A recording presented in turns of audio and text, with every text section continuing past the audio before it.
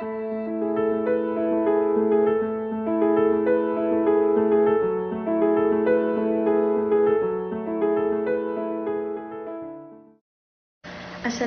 warahmatullahi wabarakatuh dan selamat sejahtera.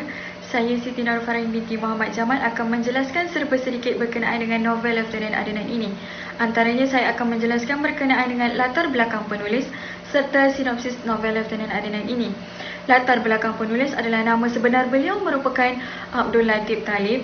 Beliau amat sinonim dengan panggilan Pak Latif dan beliau dilahirkan di Kampung Ulu Seperi Rembau, Negeri Sembilan. Beliau dilahirkan pada tanggal 2 Jun 1954. Abdul Latif Talib mula menceburi dalam bidang sastra pada tahun 1999 dan beliau terkenal sebagai penulis prolifik novel sejarah Islam.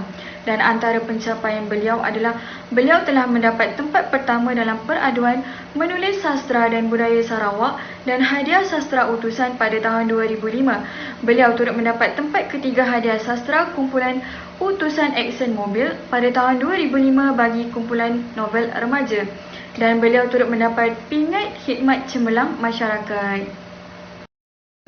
Baiklah, seterusnya saya akan menjelaskan berkenaan dengan sinopsis novel Lieutenant Adnan ini. Novel Lieutenant Adnan ini telah menceritakan berkenaan pertempuran antara askar Jepun dan askar Melayu. Dalam novel ini telah menunjukkan di mana sifat keberanian dan keperwiraan yang sangat hebat apabila seramai 152 askar Melayu termasuk 7 orang pegawai Melayu serta 6 orang pegawai British yang dipinjamkan ke Regimen Askar Melayu telah terkorban. Antara pegawai Melayu yang telah terkorban adalah Lieutenant Adnan bin Saidi. Dia bersama 42 orang anggotanya telah berjuang hingga ke titisan darah yang terakhir. Tema bagi novel Lieutenant Adnan ini adalah tema keberanian seorang anggota tentera dalam mempertahankan tanah air. Tema ini dapat dibuktikan Lieutenant Adnan atau nama sebenarnya Adnan bin Saidi sanggup berjuang bermati-matian sehingga titisan darah yang terakhir demi mempertahankan bumi tercinta daripada ditahluki oleh tentera Jepun. Persoalan yang terdapat dalam novel Lieutenant Adnan ini ialah kebijaksanaan dalam menghadapi situasi genting. Sebagai contoh, Lieutenant Adnan bijak membaca helah tentera Jepun walaupun tentera Jepun menyamar sebagai askar India dengan memakai turban ketika cuba menyerang askar Melayu. Selain itu, sikap berpandangan jauh. Sebagai contoh, ayah Lieutenant Adnan iaitu Saidi menyekolahkan Lieutenant Adnan di sekolah Inggeris walaupun anak-anak Melayu yang lain bersekolah di sekolah pondok. Akhir sekali, semangat cinta akan negara. Sebagai contoh, Lieutenant Adnan bertugas sebagai guru, sanggup untuk meninggalkan kerjayanya untuk memasuki bidang ketenteraan demi berjuang mempertahankan tanah air. Salam sejahtera. Di sini saya ingin menceritakan tentang watak dan perwatakan. Watak yang utama iaitu Lieutenant Adnan bin Saidi. Perwatakan beliau ialah beliau merupakan anak sulung Pak Saidi dan Mak Mila. Beliau juga merupakan suami kepada Sofia dan ayah kepada Mokhtar, Zainuddin dan Fatimah. Lieutenant Adnan mempunyai semangat kepahlawanan sejak kecil lagi. Dalam bidang akademik juga, beliau merupakan seorang yang bijak. Buktinya, beliau sentiasa mendapat tempat pertama ketika zaman persekolahan beliau. Beliau juga rajin. Beliau sangat rajin membantu ayahnya di kebun dan dusun-dusun buah-buahan mereka. Beliau juga patuh akan suruhan agama. Buktinya, beliau tetap bersolat ketika setiap kali masuk waktu termasuklah ketika bekerja. Watak yang seterusnya ialah watak Pak Saidi. Pak Saidi ialah suami kepada Mak Mila dan ayah kepada Adnan, Ahmad serta Amirullah. Dia berketurunan pahlawan. Buktinya, dia cucu pahlawan terbilang di Negeri Sembilan iaitu Datuk Siamang Gagap. Watak yang seterusnya ialah watak Nordin. Nordin ialah anak Pak Abu. Semasa remaja dia sangat nakal. Buktinya, dia gemar mencuri buah-buahan di dusun penduduk kampung serta mempersendak Adnan dan Mamat yang ingin menjadi seorang askar. Antara gaya bahasa yang terdapat di dalam novel Lieutenant Adnan ialah yang pertama, peribahasa. Peribahasanya seperti gajah mati meninggalkan tulang, harimau mati meninggalkan belang, yang bermaksud seseorang yang telah banyak berjasa akan tetap dikenang jasanya walaupun dia sudah meninggal dunia. Sebagai contoh, Peribahasa ini dapat dilihat pada halaman 3, iaitu saya tidak mahu anak-anak kita menjadi buruan orang putih. Biarlah mereka menjadi orang biasa sahaja. Gajah mati meninggalkan tulang, harimau mati meninggalkan belang. Pahlawan-pahlawan Melayu yang terbilang itu pergi meninggalkan nama yang baik. Jasa dan pengorbanan mereka tetap akan dikenang sepanjang zaman, kata Pak Zaidi. Gaya bahasa yang kedua ialah singkup. Gaya bahasa singkup ini dapat dilihat dalam penggunaan singkatan kata di dalam novel ini, seperti tak, nak, ni dan dah.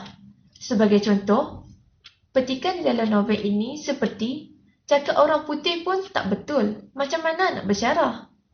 Balas suatu syarah yang lain. Petikan ini dapat dilihat pada halaman 77. Gaya bahasa yang ketiga pula ialah simili. Simili merupakan perumpamaan atau sesuatu pembandingan dengan menggunakan kata.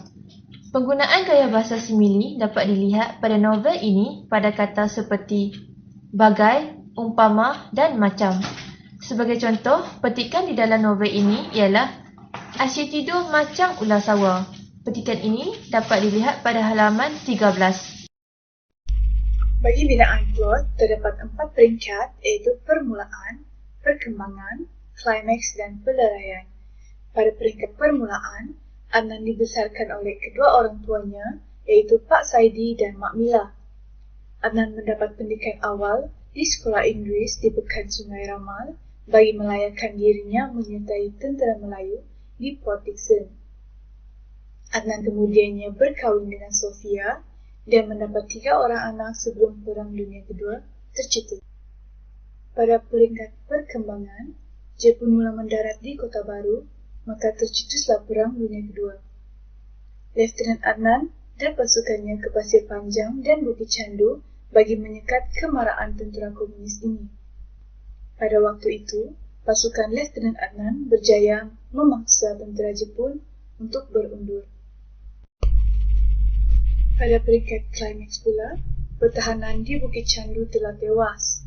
Semua tentera Melayu terkorban, termasuk Lieutenant Adnan, di mana mayatnya digantung dan dibunuh dengan kejam. Dan peringkat terakhir, iaitu peleraian, Jepun telah menyerah kalah selepas pengoboman Hiroshima dan Nagasaki pada 15 Ogos 1945. Sofia pada mulanya membesarkan anaknya dengan mengerjakan sawah dan memotong getah sebelum berkhidmat semula sebagai guru di sekolah lama. Selepas itu, Sofia pun berkahwin dengan Ustaz Ridwan lalu berpindah ke Melaka. Antara latar yang terdapat dalam novel Lieutenant Adnan Wirabangsa ini kita boleh pecahkan kepada 3. Yang pertama adalah latar masa, yang kedua adalah latar tempat, yang ketiga adalah latar masyarakat. Okey, bagi latar masa, iaitu pada waktu subuh, di mana Adnan mandi pada waktu subuh pada hari pertama persekolahannya. Yang kedua adalah pada waktu pagi. Pak Sadi mengutuskan kemasukan Adnan di sekolah Inggris di Pekan Sungai Ramal. Yang ketiga adalah pada waktu tengah hari, di mana dalam novel Pak Saidi bertanya kepada anak-anaknya tentang perkembangan bacaan dalam solat masing-masing dan menasihati mereka agar menjadi orang yang soleh serta berbakti kepada bangsa, agama dan tanah air sambil mereka makan tengah hari. Yang kedua adalah latar tempat, iaitu di rumah Pak Sadi. Dalam novel, Pak Sadi ditembak oleh tentera Jepun di halaman rumah tersebut. Yang kedua adalah di warung Pak Samad, iaitu Pak Sadi menyampaikan kandungan tulisan Syekh Al-Hadi dalam risalah terbaharu kepada pelanggan yang berada di warung. Yang ketiga adalah di sekolah Inggris di Pekan Sungai Ramal. Dalam novel, apabila Cikgu Anderson bertanyakan cita-citanya, Adnan memberitahu gurunya itu bahawa dia ingin menjadi seorang askar. Yang keempat adalah di kem latihan ketenteraan Highlands Port Dickson, Negeri Sembilan, di mana Adnan, Mamat, Yusuf dan Jafar menjalani temuduga untuk menjadi askar Melayu. Yang ketiga adalah latar masyarakat, iaitu masyarakat kampung yang miskin dan bekerja sendiri. Dalam novel, sebahagian besar penduduk kampung Sungai Ramal bekerja sebagai penoreh getah, pesawah dan pekebun. Yang kedua adalah masyarakat yang mementingkan kasih sayang dalam keluarga. Sebagai contoh, keluarga Pak Sadi amat sayang menyayangi antara satu sama lain. Yang ketiga adalah masyarakat pelbagai kaum yang mesra. Sebagai contoh, Aceh mengizinkan Pak Saidi membeli sebuah basikal baharu secara bayaran ansuran. Antara nilai yang terdapat dalam novel Lieutenant Adnan Wirabangsa adalah nilai keberanian. Nilai keberanian yang harus ada dalam diri seseorang, terutamanya dalam diri seseorang pahlawan. Sebagai contoh dalam novel, Lieutenant Adnan merupakan seorang anggota tentera yang mempunyai sifat keberanian yang luar biasa. Beliau bersama-sama dengan askar Melayu yang lain berjuang menentang askar Jepun hingga ketitisan darah yang terakhir. Selain itu, nilai yang terdapat dalam novel Lieutenant Adnan adalah nilai kasih sayang. Kasih sayang di mana kepekaan dan perasaan cinta yang mendalam serta berkekalan lahir daripada hati yang ikhlas. Dalam novel membuktikan bahawa Lieutenant Adnan amat menyayangi isterinya Sofia dan dua orang anaknya iaitu Mokhtar dan Zainuddin. Seterusnya, nilai yang ketiga adalah nilai patriotisme. Nilai patriotisme yang membawa maksud semangat cinta akan negara. Semangat cinta akan negara ini dapat dilihat dalam diri Lieutenant Adnan yang sanggup melepaskan jawatan sebagai seorang guru pelatih dan memohon jawatan tentera. Di samping itu, nilai yang terdapat dalam novel yang kita kaji adalah nilai keredaan. Setiap benda yang kita miliki dan alami harus dilalui dengan reda dan sentiasa bersyukur. Dalam novel ini menceritakan bahawa Pak Sadi reda apabila mengetahui anaknya Ahmad terkorban setelah kapalnya ditenggelamkan oleh tentera Jepun. Beliau juga reda akan pemergian Adnan yang tewas dalam pertempuran dengan Jepun di Bukit Candu. Nilai yang kelima adalah nilai ketabahan. Ketabahan merupakan sifat di mana hati seseorang yang berani menghadapi bahaya dan dugaan tanpa gentar.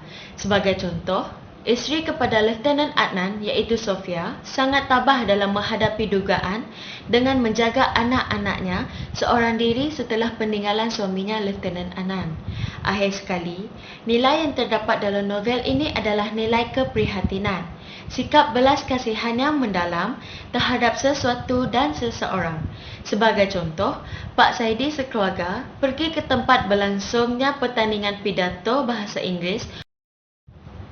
Pengajaran yang kita perolehi daripada novel Lieutenant Adnan Wirabangsa ini adalah yang pertama, kita mestilah cinta akan tanah air sendiri. Sebagai contoh, Lieutenant Adnan bercita-cita untuk menjadi askar sejak kecil kerana ingin mencurahkan baktinya kepada bangsa, agama dan negara. Yang kedua, kita hendaklah tabah menghadapi dugaan. Sebagai contoh, Sofia tabah menghadapi kematian suaminya iaitu Lieutenant Adnan di medan peperangan. Yang ketiga, kita hendaklah memanfaatkan ilmu pengetahuan yang dimiliki untuk kepentingan anak bangsa. Sebagai contoh, Sofia yang pernah menjadi guru di sekolah Melayu Sungai Ramal menggunakan ilmunya untuk mengajar anak-anak tentera di pangkalan tentera Bukit Candu. Yang keempat, kita haruslah menjalinkan hubungan baik dan memupuk perpaduan antara kaum.